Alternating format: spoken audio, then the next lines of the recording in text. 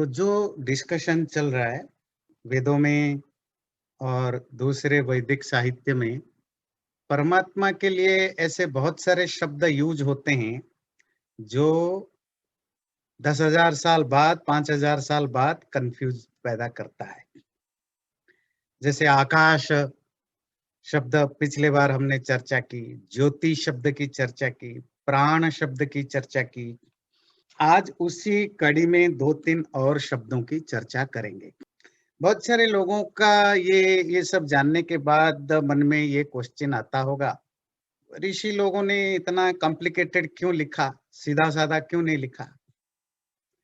लिखा तो था उन्होंने सीधा ही, पर वो 10,000 15,000 साल पहले की स्टाइल थी। अब जब हम उसको इतने सालों के बाद, इवन ब्रह्मसूत्र भी 2000 2500 साल पुराना है, तो जब कोई भी लैंग्वेज या लिटरेचर 200-500 साल भी पुराना हो जाता है तो उसकी स्टाइल नए जमाने में चेंज हो जाती है। इवन आप शेक्सपियर को भी आज पढ़ेंगे जो कि बहुत पुराना नहीं है, आप अंग्रेजी के कितने भी अच्छे जानकार हैं, अगर आप शेक्सपियर को भी पढ़ेंगे तो भी आपको मुश्किल होगी समझने में। क्यों? वो 200 300 400 साल पहले जो स्टाइल थी उस स्टाइल में लिखा। तो एक तो टाइम का डिफरेंस होने से, स्टाइल चेंज हो जाने से मीनिंग की प्रॉब्लम होता है। दूसरा, इवन ज्योग्राफिकल डिफरेंसेस से भी स्टाइल से मीनिंग चेंज हो जाता है। आपको पता है, मजाक के लिए वो हमारे साउथ इंडिया में अगर आप कहेंगे, किसी को पूछेंगे खाना खाया, तो वो हाँ कैसे करेंगे? हाँ हाँ हाँ हाँ हाँ हाँ हाँ। अब नॉर्थ इंडिया में वो ऐसे बोला हाँ हाँ हाँ हाँ, क्या समझेगा? नहीं। इसी तरह अमेरिका का कोई इंग्लिश राइटर है, वो लैंग्वेज तो वही है जो इंडियन इंग्लिश पढ़ने वाले ने जो ग्रामर पढ़ा वही अमेरिकन ने पढ़ा, वही ब्रिटिश ने पढ़ा। थोड़ा बहुत तो वोकैबुलरी मीनिंग में चेंज है। ऑस्ट्रेलियन ने वही पढ़ा, चाइनीज ने वही पढ़ा। पर जब आप उनके नॉवेल्स पढ़ते हैं या स्टोरीज पढ़ते हैं, बहुत सारे जगह आप उसको कम्युनिकेट नहीं कर पाते। उसका वर्ड मीनिंग तो आप समझ जाते हैं क्योंकि वर्ड वही है जो इंग्लिश ग्रामर में डिक्शनरी में मिलेगा, पर आपको वो वर्ड वहां कनेक्ट नहीं कर पाता है कि सेंटेंस में ये वर्ड का क्या मतलब है। क्यों? अगर वो चाइनीज राइटर है, इंग्लिश में लिखा है, तो उसमें वो जो चाइनीज स्टाइल में बात करने की अंदाज है वो उसमें लिखा है। आपको जब तक वो चाइनीज बैकग्राउंड पता ना हो तो आपको प्रॉब्लम होगा। अगर आप अमेरिकन राइटर की बुक पढ़ते हैं as an Indian, first time पढ़ते हैं, तो आपको बहुत सारी जगह मुश्किल होगी। ध्यान रखिए, इसका अर्थ नहीं कि अमेरिकन राइटर ने सिंप्लिसिटी को फॉलो नहीं किया था। प्रॉब्लम है कि हर कल्चर का, हर जियोग्राफिकल एरिया का एक पर्टिकुलर स्टाइल होता है। वो स्टाइल उस टाइम पर, उस जगह पर पॉपुलर होता है और जो ऑथर होते हैं वो उसी स्टाइल से लिखते हैं। पर अगर आप दूसरे जगह के रहने वाले हैं या दूसरे टाइम पीरियड के हैं तो आपको वो मुश्किल हो जाता है। ठीक है ना? शब्दों के अर्थ टाइम और प्लेस के हिसाब से, और टाइम और प्लेस से ज्यादा जो स्टाइल है उस स्टाइल के हिसाब से भी बदल जाता है। इसीलिए ऐसा नहीं है कि ऋषियों ने कोई जानबूझ के बड़े कॉम्प्लिकेटेड वे में लिखा और कंफ्यूजन होने के कारण उसको ठीक करने की जरूरत पड़ी। ऋषियों ने तो इनोसेंटली वही बोला, पर वो बोला उसी स्टाइल में जो उस समय की स्टाइल थी। पर 200 500 1000 साल के बाद के मीनिंग चेंज हो गए, अर्थ चेंज हो गए, शब्द चेंज हो गए, मीनिंग बदल गया। बहुत सारी चीजें बदल गए। Both language belong to the same root, same family, in same geographical background, still the meaning is different. अब ये थोड़ी सी मैंने इसीलिए बताया कि बहुत सारे लोगों के मन में इस तरह के क्वेश्चन जो आते हैं, इसको पढ़ने के बाद वो दूर हो जाए। तो आज उसी कड़ी में जो आकाश, ज्योति, प्राण, इन सबको समझने के बाद आज और एक टॉपिक है इसी तरह के कंफ्यूजिंग, वो है गायत्री मंत्र। अच्छा, किसी उपनिषद में लिखा है गायत्री जो है वो सारा संसार है, गायत्री जो है सारा संसार का सोर्स है, गायत्री में ही सब समा जाते हैं, गायत्री में ही सारा संसार है, संसार से भी बड़ा गायत्री है। अब यहाँ प्रॉब्लम कहाँ आता है? गायत्री एक मंत्र का छंद है, छंद कहते हैं मीटर को। अब ये मीटर कैसे दुनिया मीटर में आ जाएगा? मीटर से बड़ा, मीटर समझते, मीटर जो जो एक सेंटेंस को जो जैसे आप संगीत में गाना गाते हैं ना, तो इसी तरह जो दोहा है या श्लोक है, उसको बोलने के लिए एक पर्टिकुलर डिसिप्लिन फॉलो करना पड़ता है, उस डिसिप्लिन को कहते हैं मीटर। और वो सैकड़ों मीटर्स होते हैं, जैसे अनुष्टुप, त्रिष्टुप, बृहति, गायत्री, और जो आजकल लौकिक संस्कृत में वसंत तिलका, श्रद्धरा, बहुत खूबसूरत खूबसूरत छंद हैं। खूबसूरत का मतलब है कि उस छंद में जब आप गाते हो तो आपका मन को अच्छा लगता है ना, तो सुनने में मजा आता है, बड़ा श्रुति मधुर होता है। श्रुति मधुर समझे, कान को सुनने में अच्छा लगता है। तो उसमें से गायत्री एक छंद है। इस गायत्री मंत्र भूर्भुवः स्वः का जो नाम गायत्री पड़ा, वो इसीलिए कि ये उसी गायत्री छंद में लिखा गया है। और गायत्री छंद का लक्षण होता है, उसकी जो डिस्क्रिप्शन है, जिस वाक्य में 3 चरण हो, चरण मतलब 3 क्वार्टर हो, और हर चरण में 8 अक्षर हो, 8 सिलेबल्स हो, टोटल 24 सिलेबल्स हो। तो जिस मंत्र में टोटल 24 सिलेबल्स हो, 24 अक्षर हो, और उसके 3 टुकड़े हो, 3 क्वार्टर हो, हर टुकड़े में 8 सिलेबल आ जाए, तो उस मंत्र को हम गायत्री कहते हैं। ये उसकी डेफिनेशन है, सिंपल।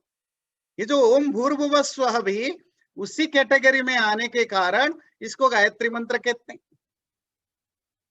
और कोई इसकी इंपॉर्टेंस नहीं है। इसका एक्चुअली नाम है सावित्री मंत्र। सावित्री क्यों?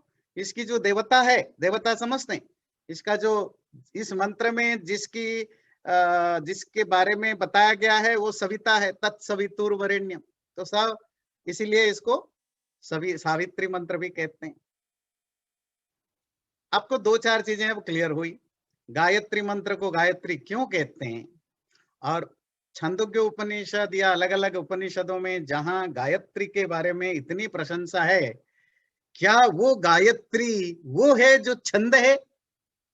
थोड़ा और 1 मिनट उसकी बैकग्राउंड बता दूं। छंदोग्य उपनिषद में गायत्री मंत्र की डिस्कशन के समय वहां पुरुष सूक्त को कोट किया गया और बताया गया कि ये गायत्री वा इदम सर्वम, the whole universe is Gayatri. जैसे कहते हैं ना, ब्रह्म वा इदम सर्वम, ये समग्र संसार गायत्री है।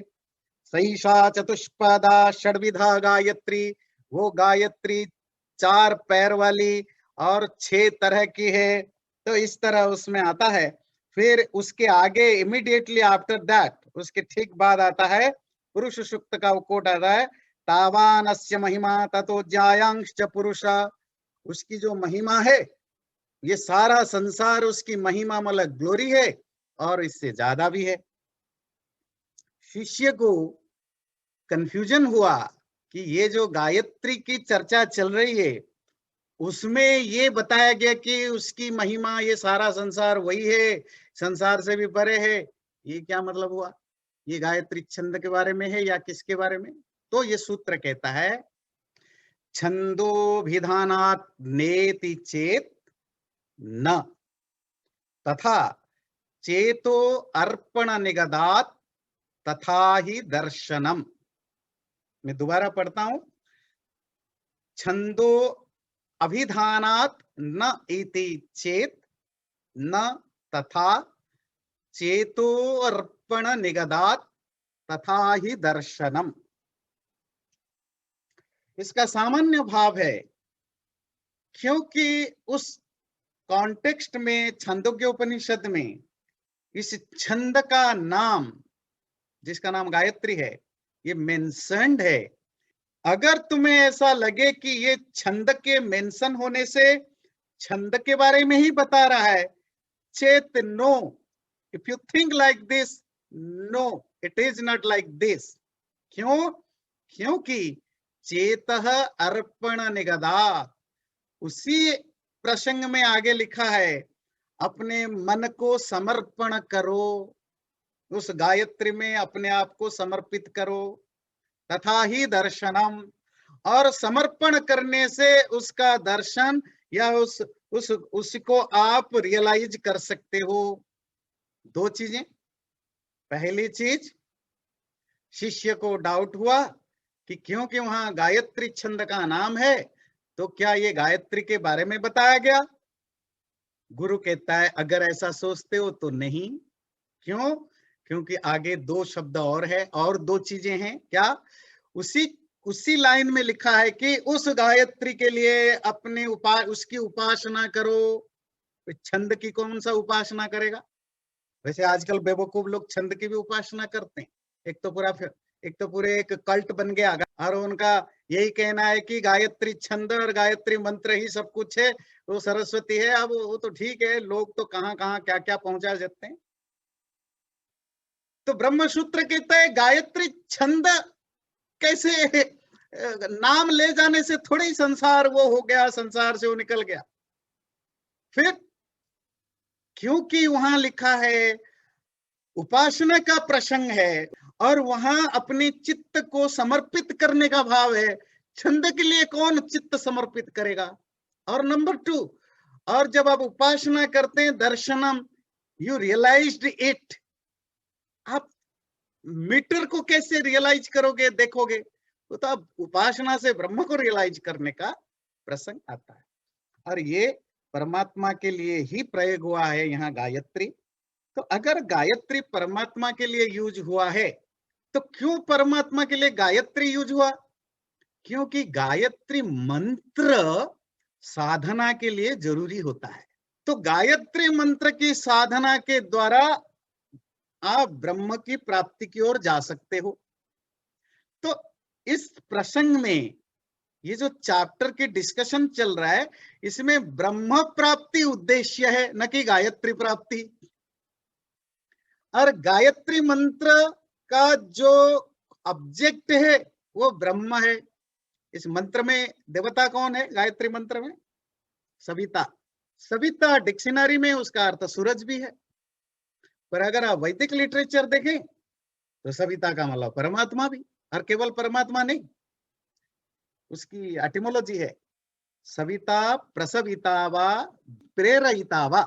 जो भी पैदा करता है या प्रेरित करता है वो सविता। पैदा करना समझते हैं, एनीवन हु इज जनरेटर और inspirer, instigator is called Savita. तो कोई भी चीज जो पैदा करता है वो सविता है। वो जनरेटर भी सविता है, पिता भी सविता है, पेड़ भी सविता है, परमात्मा भी सविता है, सूर्य भी सविता है। और जो प्रेरित करता है, सूरज भी प्रेरित करता है, परमात्मा भी संसार को प्रेरित करता है, हमारे माँ बाप पेड़ पौधे भी प्रेरित करते हैं। तो पर गायत्री मंत्र में सविता का मतलब सूरज नहीं, परमात्मा। क्यों? धियो यो न प्रचोदयात, क्या मांगी गई है उस गायत्री मंत्र में? हे प्रभु मेरी बुद्धि को प्रेरित करो, बुद्धि को बढ़ाओ। सूरज तो जड़ तत्व है, वो कैसे आपकी बुद्धि को बढ़ाएगा? जी जी। इसलिए जहां प्रार्थना है वहां जड़ देवता नहीं, वहां चेतन देवता होगा। वो चेतना तुम अपने पापा से प्रार्थना कर सकते हो, गुरु से प्रार्थना कर सकते हो, मित्र से प्रार्थना कर सकते हो, राजा से प्रार्थना कर सकते हो, या राजा से प्रार्थना परमात्मा से प्रार्थना कर सकते हो, या तो जीवात्मा या परमात्मा। जड़ तत्व से प्रार्थना नहीं की जाती क्योंकि वहां कुछ मिलता नहीं है, कोई देने वाला नहीं है। तो यहां सविता का अर्थ परमात्मा है। फिर सविता मतलब जो समस्त संसार को पैदा करने वाला, समस्त संसार को प्रेरित करने वाला। तो गायत्री मंत्र का जो मूल देवता है वो सविता परमात्मा है, और ब्रह्म की उपासना में गायत्री की किस जरूरत है।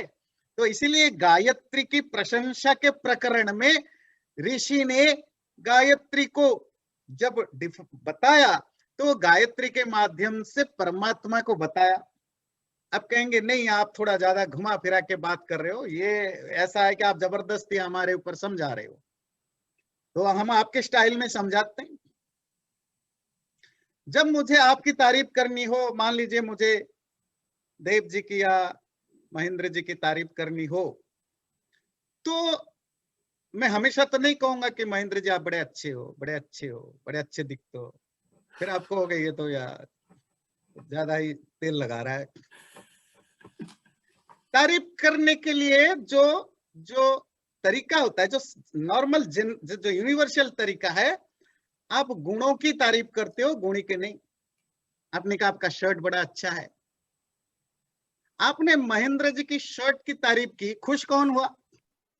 महेंद्र जी हुए। आप इनडायरेक्टली किसकी तारीफ कर रहे हैं? महेंद्र जी की। आपका घर बड़ा अच्छा है, आप घर गए, बड़ा अच्छा घर है। अच्छा, आपने बगीचे में फल लगा रखा है, बड़े बड़े अच्छे फल फल है। खुश कौन हो रहा है? फल हो रहा है कि महेंद्र जी हो रहे हैं? आपकी चश्मा बड़ा अच्छा है, आप बड़े जवान दिख रहे हैं। जवान कौन दिखता है? देव जी दिखते हैं या उनका शरीर दिखता है जवान? शरीर जवान दिखता है ना। आप शरीर की तारीफ कर रहे हो, पर मैसेज किसको जाता है? व्यक्ति को। ये नॉर्मल, ये एक यूनिवर्सल वे है। आप कल कहेंगे एक इंजीनियर ने एक अच्छा पुल बनाया, आप कहते हैं ये पुल बहुत अच्छा है, बहुत एडवांस्ड है। जब आप कहते हैं पुल बड़ा अच्छा है, वो क्रेडिट किसको गया? इंजीनियर को, जिसने बनाया। हमेशा ध्यान रखिए।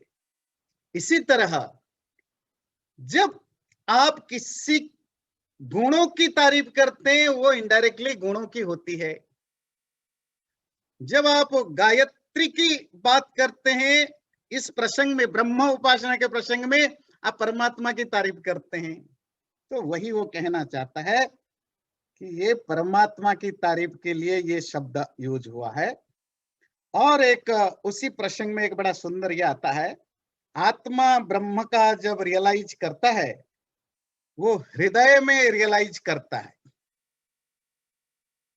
अब ये भी बड़ा इंटरेस्टिंग शब्द है। अच्छा, मैंने कहा परमात्मा हृदय में रहता है, गीता में आता है ना, हृदय से अर्जुन तिष्ठति। वो जो परमात्मा तुम्हारे हृदय, हृदय मतलब हार्ट में रहता है। देखिए कैसे टाइम पीरियड में फर्क होने से मीनिंग बदलता है। जब मैंने कहा हार्ट में परमात्मा रहता है, हृदय संस्कृत में है, इंग्लिश में हार्ट होता है। आपने क्या समझा? आत्मा कहाँ रहता है? हार्ट में रहता है, मतलब कहाँ? यहाँ रहता है, सीने के पास। संस्कृत में भी हृदय इसी को कहते हैं, इंग्लिश में भी इसी को कहते हैं, फ्रेंच में भी इसी को कहते हैं। और जब आपको प्यार होता है, कहते हैं मेरे में दिल से बोल रहा हूं, दिल से प्यार करता हूं। दिल से कोई बोलता है? साइंटिफिकली, लॉजिकली कोई दिल से बोलता है? दिल से प्यार कर सकता है? दिल से गुस्सा कर सकता है? नहीं, माइंड से कर सकते हैं। पर हर कोई बोलता है मैं तुम्हें दिल से पसंद करता हूं। दिल से तो कोई पसंद कर ही नहीं सकता। दिल में तो सिर्फ ब्लड को पंप करने का काम होता है, वहां तो इमोशन होता ही नहीं है। वो तो माइंड में होता है, ब्रेन में होता है, और वो यहां पर है। पर हम वैलेंटाइन डे में, है ना, दिल की पिक्चर बना करके देते हैं। देना चाहिए तो ब्रेन की।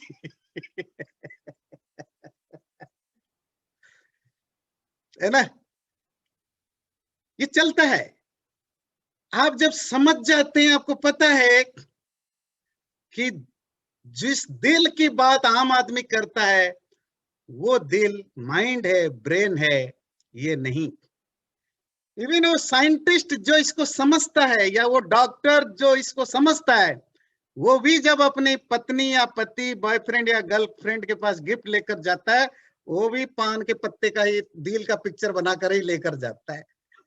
तो आप ऋषियों को हमेशा ब्लेम मत करिए कि वो कॉम्प्लिकेटेड वर्ड यूज करते हैं।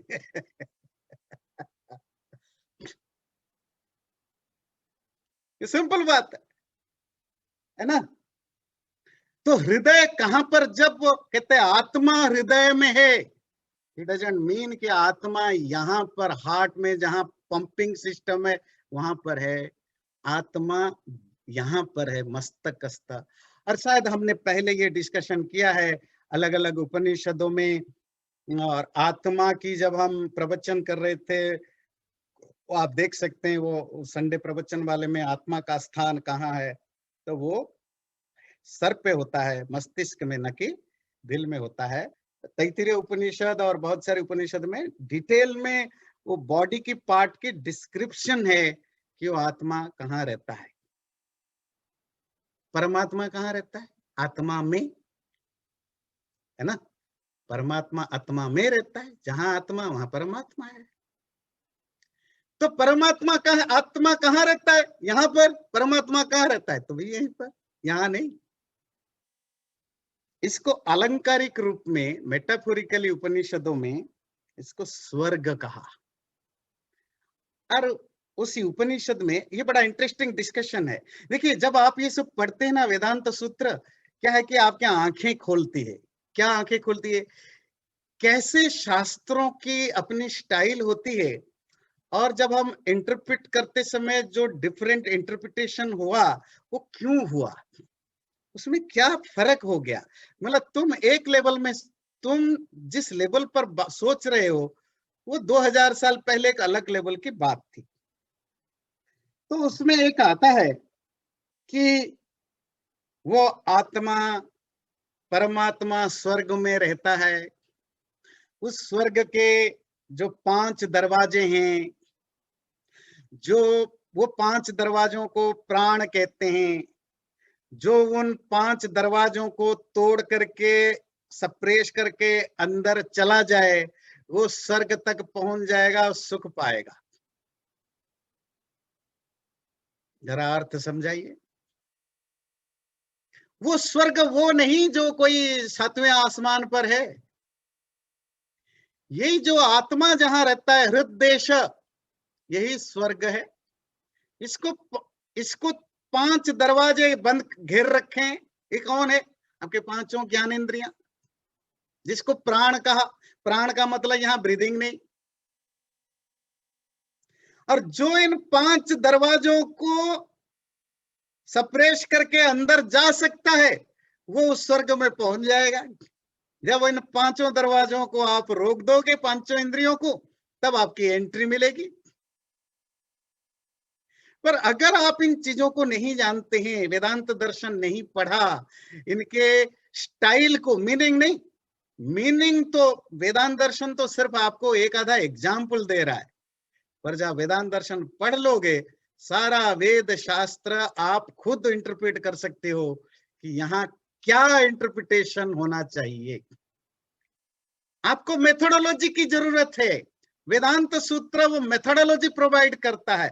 सारा वेदांत दर्शन ये नहीं कर रहा है, सिर्फ ये पहले चैप्टर का पहला पाद में है। आगे तो नए नए सब्जेक्ट मिलेंगे।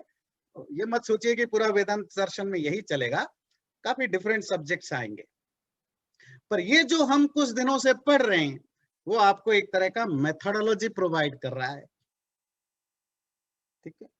तो जब प्राणों को वश करने में का मतलब है, जब आप इंद्रियों को या इंद्रियों की जो एक्सटर्नल एक्टिविटी है उसको आप हटा देते हैं, तो आप वहां पहुंच जाते हैं। तो उसी ब्रह्म के बारे में यहां कहता है, अथ यदतः परो दिवो दीप्यते।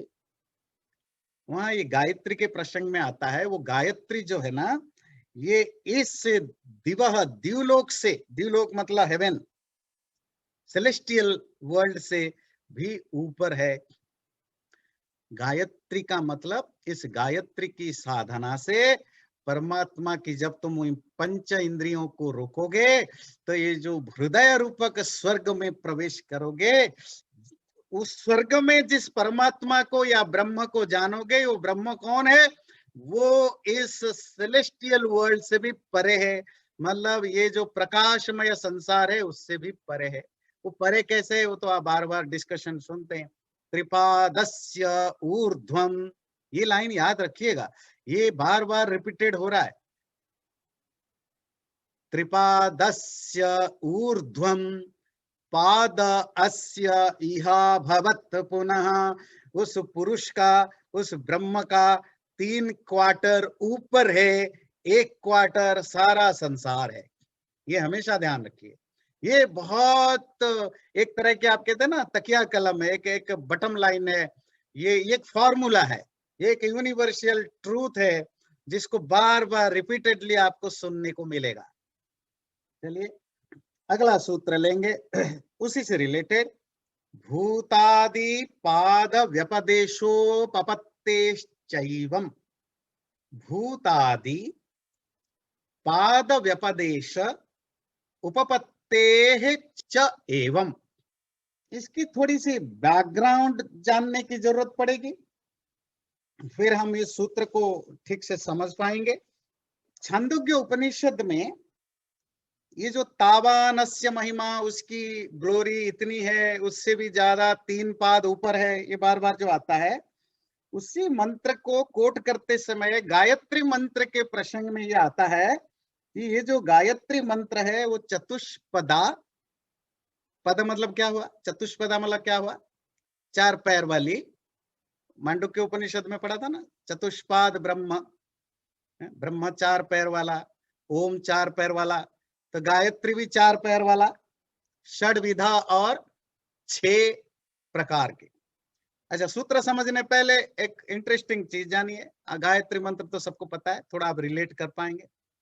गायत्री में 4 पैर कैसा है? भूर्भुवः स्वः, एक पाद है। तत्सवितुर्वरेण्यं भर्गो देवस्य धीमहि धियो यो नः प्रचोदयात्। भूर्भुवः स्व को व्याहृति कहते हैं, तो मैं बाद में डिस्कस करूंगा व्याहृति क्या है। तो तत्सवितुर्वरेण्यं भर्गो देवस्य धीमहि धियो यो नः प्रचोदयात्। और इसमें कितने टोटल अक्षर हैं? 24 अक्षर है। अगर 24 अक्षर हैं और 4 पाद होंगे तो कितने अक्षर बनेंगे? 6 पाद बने, 6 अक्षर का एक पाद बनेगा, षडपदा। और आप इसको ब्रह्म के चतुष्पाद के साथ जोड़िएगा। ब्रह्म के 4 पाद हैं, जागृत अवस्था, स्वप्न अवस्था, सुषुप्ति अवस्था, तुरीय अवस्था। मांडुक्य उपनिषद अभी अभी पढ़ा है, हो सकता है थोड़ी थोड़ी याद हो। उसमें हर पाद में, हर अवस्था में 6 तरह के डिस्क्रिप्शन है। जैसे जागृत अवस्था के लिए आता है जागरित स्थान, हो सकता है भूल गए हो, मैं रिमाइंड कर। बहिष्प्रज्ञा, 7 अंग वाला, 19 मुख, 19 मुंह वाला, उसका नाम है स्थूल भोग, ग्रॉस चीज को भोगने वाला, उसका नाम है वैश्वानर। टोटल 6 उसके एडजेक्टिव है। इसी तरह द्वितीय पाद जो स्वप्नावस्था, उसमें भी 6 एडजेक्टिव है। इसी तरह उसका जो तृतीय पाद है सुषुप्ति स्थान, एकीभूत, प्रज्ञान घन, आनंद भोग, चेतो भोग, प्राज्ञा, ये भी 6 एडजेक्टिव है। और उसकी जो तुरीय अवस्था, तुरीय शब्द याद है ना, तुरीय 4, उसमें भी 6 चीजें बताया। क्या बताया? नांत प्रज्ञा, ना बहि प्रज्ञा, ना वो बाहर का है ना अंदर का है। अव्यपदेश्य, उसको डिस्क्राइब नहीं किया जा सकता। एकात्म प्रत्यय सार, प्रपंचोपशमा, शांत, शिव, अद्वैत। अद्वैत। तो कुछ सिमिलैरिटीज को देख करके मिला दिया, पर ये नहीं कि गायत्री ब्रह्म हो गया। अगेन मैं बहुत बार बार आपको एग्जांपल देता हूं ना, किसी ने कहा कि ये चांद जैसा मुंह है, तो मत सोचिए कि चांद के पहाड़ भी इसके अंदर आ जाएंगे, बस चांद की खूबसूरती के साथ कंपेयर कर रहे हैं। इसी तरह ब्रह्म को जब हम चार तरह से डिस्क्राइब कर रहे हैं, और गायत्री में भी हमने चार पाद देखा, ऋषि ने बोला कि ये गायत्री और ब्रह्म एक ही है, जैसे ओम और ब्रह्म एक ही है। इसका अर्थ नहीं कि गायत्री ही ब्रह्म बन गया। और उसमें और एक चीज आती है, ये जो चतुष्पाद बताया, ऋषि उसको डिस्क्राइब करते समय थोड़ा बताया कि वो जो चतुष्पाद चार पैर वाली गायत्री मंत्र है, उसमें चार चीजें उनके साथ जोड़ दिया, और वो जोड़ा भूत, पृथ्वी, शरीर, हृदय। ये चार पाद है गायत्री के। भूत, भूत जानते? भूत मतलब जो हो रहा है, जो हम सब। पंच महाभूत, संसार, प्रपंच, सारा संसार पंच महाभूतमय भूत, जी, ये है भूत। पृथ्वी, पृथ्वी आप जानते, अर्थ। शरीर जानते, और हृदय। तो ये उपासना का प्रसंग है। तो ऋषि कहता है जब तुम गायत्री की उपासना करो ब्रह्म प्राप्ति के लिए, आप ग्रॉस से शटल की ओर आते हैं ना। जब हम मेडिटेशन करते हैं तो बड़े बड़े बड़े बड़े बड़े चीजें दिखते हैं, थॉट, फिर धीरे धीरे आप इनको शटल करते जाते हो। तो उसी को डिस्क्राइब करने के लिए ऋषि कहता है प्रथम पादे भूत, जो भूत का मतलब पूरा संसार। तो पूरा संसार पहले ग्रॉस फॉर्म में होगा, फिर थोड़ा सा आप उससे मन को हटा करके पृथ्वी तक लाओ। पृथ्वी मतलब पार्थिव वस्तु, मैटेरियल वर्ल्ड तक लाओ, फिर मैटेरियल वर्ल्ड से उसको शरीर तक लाओ, फिर शरीर से हृदय तक ले जाओ। हृदय मतलब दिल नहीं, ये याद रखिए। बुद्धि, जहां आत्मा है वो आत्मा तक ले जाओ, परमात्मा तक ले जाओ। आत्मा परमात्मा का घर है यहाँ शरीर में, क्योंकि वही आपको परमात्मा मिलेगा। ये उसकी बताने का तरीका था। वो वही कह रहा है ये सूत्र। अब सूत्र को समझिए। ये कहता है ये जो गायत्री छंद में डिस्कशन के समय जो गायत्री शब्द है, उसका टॉपिक ब्रह्म के बारे में है, गायत्री के बारे में नहीं। क्यों?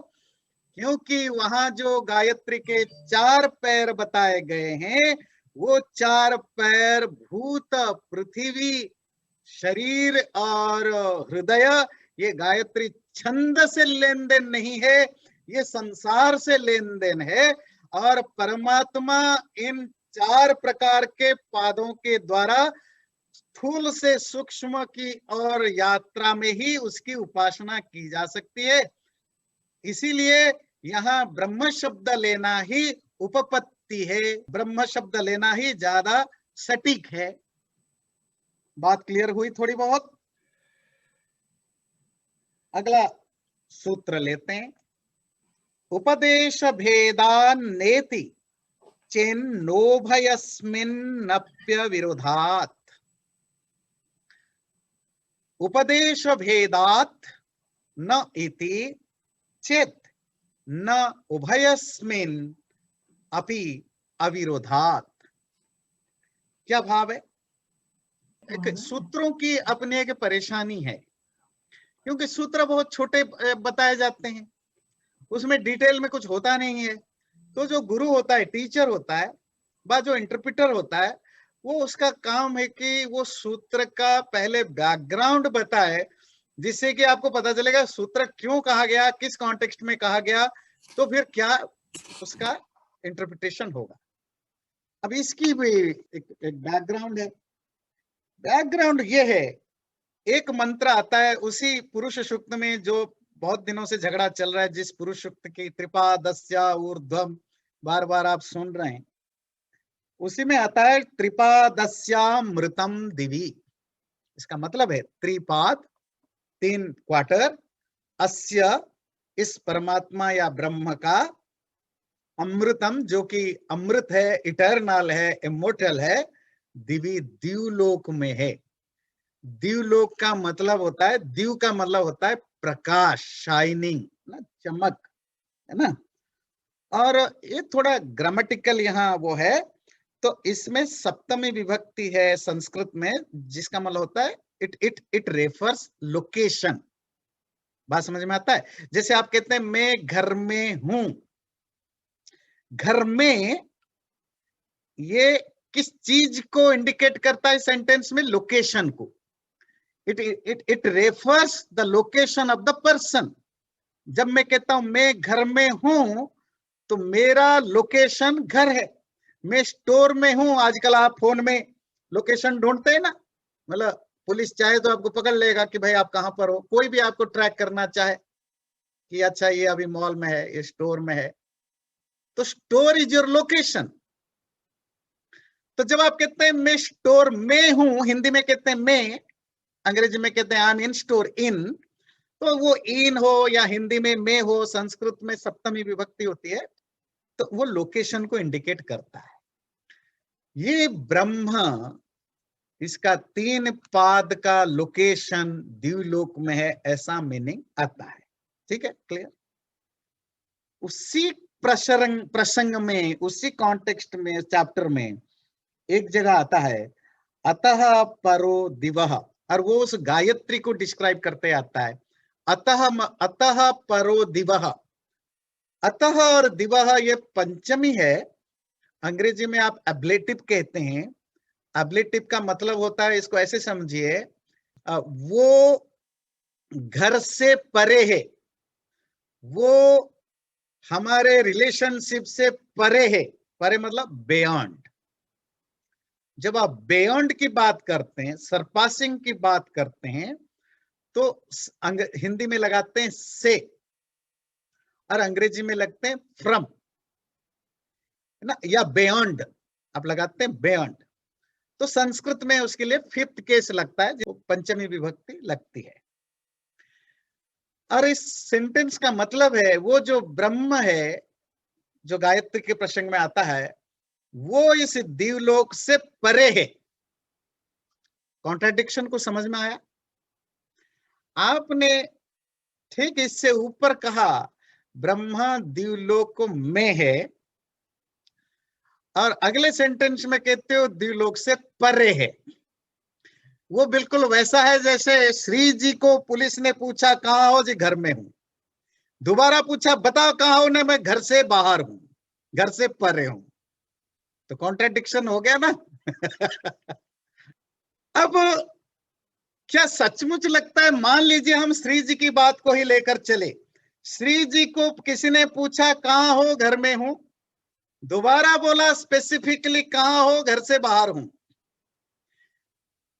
सुपरफिशियली तो लगता है कि दोनों अलग अलग चीजें हैं, एक लोकेटिव है, एक एब्लेटिव है। पर अगर श्री जी को पूछा जाए आपने ऐसा क्यों बताया, वो बताएंगे नहीं, दोनों में कोई फर्क नहीं था, मैं घर में ही था, घर से बाहर मतलब मैं बैकयार्ड में बैठा था। अभी आप अपने से कनेक्ट करके समझिए, लोकेटिव और एब्लेटिव कैसे दोनों अपोजिट होने पर भी, कॉन्ट्राडिक्ट करते हुए भी, रेगुलर लाइफ में भी हम उसको, उसके बीच में एक सिनर्जी बना सकते हैं जी। तो अगर ये क्लियर हुआ, फिर मैं थोड़ा हायर लेवल की बात करेंगे जी। तो क्वेश्चन यही आया, इस सूत्र में शिष्य पूछता है कि एक जगह तो जो उपदेश मतलब जो वेद या उपनिषद में जो बातें बताई गई, जो उपदेश किया गया, उसमें भेद दिखता है। भेद मतलब डिफरेंसेस दिखता है। एक जगह लिखा गया द्यूलोक इज द लोकेशन ऑफ ब्रह्म, दूसरे जगह बताया गया ये द्यूलोक से परे है, इट्स बियॉन्ड, दैट मीन्स उससे अलग हो गया। तो शिष्य कहता है तो फिर एक्चुअली वो क्या मीनिंग होगा? क्या ये ब्रह्म का वर्णन होता है या और किसी का वर्णन होता है, या ये गलती है? सूत्र कहता है अगर तुम ऐसा कुछ सोच रहे हो कि उपदेश भेद से, उपदेश भेदात, वो ब्रह्म के बारे में नहीं है, ऐसा अगर तुम्हें लगता है, इति चेत न, ऐसा नहीं है। क्यों? उभयस्मिन्नपि अविरोधात, इन दोनों डिस्क्रिप्शन में कोई कंट्राडिक्शन नहीं है। प्रसंग क्या चल रहा था? उपासना, गायत्री मंत्र के द्वारा कैसे उपासना किया जाए उसकी चर्चा है। ये छांदोग्य उपनिषद में इसकी चर्चा है। उसी उपासना में ये जो हृदय में रहने वाला ब्रह्म है, उसको उपनिषदकार कहता है कि ये जो हृदयाकाश में, आकाश, हृदय रूपक आकाश में वो जो ब्रह्म है, वो उस हृदय आकाश में तो है, अतो परो दिव, इससे भी परे हैं। पर शब्द वहां भी द्युलोक आकाश किया। और जो अगले प्रश्न किसी दूसरे प्रकरण में कहा कि त्रिपादस्यामृतम दिवी, उसका 3 पद उस आकाश में है। तो सिनर्जी कहां हुई? यहां जो दूसरा आकाश बोला द्युलोक, वो हृदय आकाश को बोला। आकाश समझते हैं, आकाश का दूसरा मीनिंग क्या है? Space, vacuum. ये जो हृदय रूपक आकाश जो मस्तिष्क में है, उसमें वो जो ब्रह्म है वो वहां तो है। पर शिष्य कहीं गलत ना समझ बैठे कि ब्रह्म सिर्फ यही होता है, यही, क्योंकि ब्रह्म को, अच्छा ब्रह्म कहां पर है? सब नहीं, सब जगह है। इन जनरल आपने क्या सुना है? परमात्मा कहाँ है? सब जगह है। अच्छा, गुरु जब आपको उपदेश करता है ब्रह्म को रियलाइज करना, आप कहाँ रियलाइज करोगे? क्या पेड़ों में, पौधों में, जंगल में करोगे? कहाँ करोगे? खुद के अंदर करोगे। तो अब शिष्य को कंफ्यूजन होगा ना। आपने तो कहा था इस परमात्मा सब जगह है, और मुझे बोल रहे हो कि इंद्रियों को कंट्रोल करो, मन को कंट्रोल करो, अपने अंदर परमात्मा को रियलाइज करोगे। तो शिष्य को कंफ्यूजन होगा कि अच्छा, मतलब परमात्मा अंदर है, यही मिलेगा, फिर बाहर का क्या मतलब है? इसीलिए उसको गुरु उसको समाधान कर रहा है, ये जो हृदय रूपक आकाश में ब्रह्म है, अतो परो दिव, इससे भी परे वो है। मत समझ बैठना कि क्योंकि तुमने अपने अंदर उसको रियलाइज किया तो ब्रह्म तुम्हारे ही अंदर है। तुम्हारे अंदर तो है ही, तुम्हारे बाहर भी है। अब समझ में आई बात? जी जी। देखिए, शिष्य का वही क्वेश्चन है जो आप लोग जो बहुत ध्यान से सुनते हैं, आप लोग भी इसी तरह के सवाल पूछते हैं। ये जो छोटी छोटी चीजें नॉर्मली लोग उसको पकड़ नहीं पाते हैं और स्किप करके चले जाते हैं।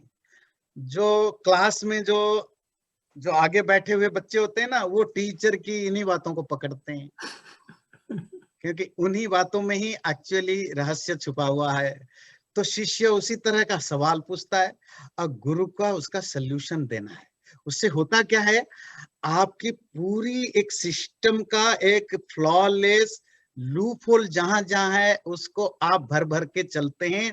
एक पूरा प्रॉपर फिलोसॉफिकल ये स्टैंड करते हैं जो आपके शास्त्र को सपोर्ट करता है।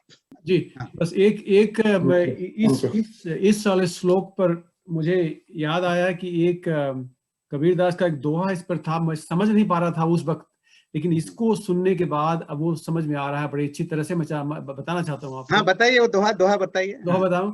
दोहा ऐसा है कि बोलते हैं कि चतुरा कहाँ सिखापन देत हो, समझ देख मन माही। कहाँ सिखापन, कितना तुमको शिक्षा दूं, अपने मन में सोच कर देखो। अक्षर है द्वात्मा, द्वात्मा अक्षर नाही। मतलब द्वात मतलब ये जो इंक पॉट में आप लिखते हैं ना, तो बोले हैं कि अक्षर तो द्वात में है, लेकिन इसका मतलब नहीं कि खाली द्वात में ही है, द्वात इससे भी परे है वो। ओह अच्छा। देखिए, अब कबीरदास की भी देखिए, वो गांव की भाषा में बात करते हैं। बिल्कुल। पर तब भी उसको समझने के लिए आपको एक गुरु की जरूरत पड़ेगी। जी बिल्कुल। अगर आपको उसकी बैकग्राउंड पता ना हो। जी, इस श्लोक को सुन के वो समझ में आ रही है, वो श्लोक समझ में आ रहा है, वो दोहा समझ में आ रहा है। चैनल को सब्सक्राइब जरूर करें और वीडियो अच्छा लगे लाइक भी जरूर करें।